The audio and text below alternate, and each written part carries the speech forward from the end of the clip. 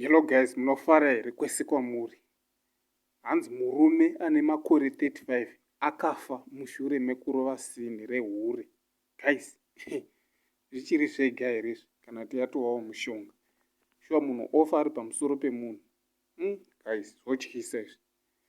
Zvoitawo kuti tangoti tiuye nazvo panapa tizivisewo vamwe varume kuti siyaiwo zvechihure izvi. Zvokuinda kumahure izvi. Apa une mukadzi une mhuri wakiinda kundohura uko wofira izvozvo shuwa.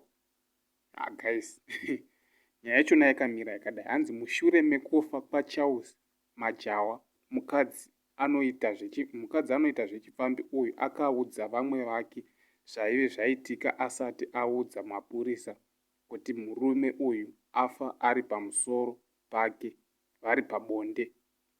Chiremba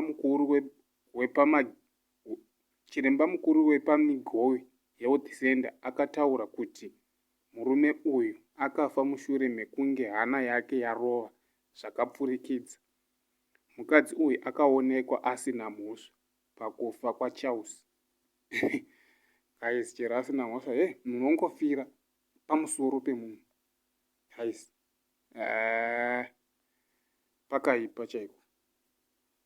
Varume ngatidzidzei kumbosiya chihure. Guys, unofira mafufu segonzo. Apa une mhuri ukagutsikana hako nezvawakapiwa naMwari neimba yako iyo nemukadzi wako zvokuchengeta.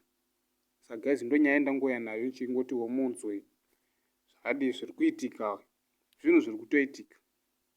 Thank you guys nesupport yamuri kupa, nichitenda vese vakasubscribe to this channel. Chiti guys, muri kudadisa. Thank you very much. Like a Hellcat.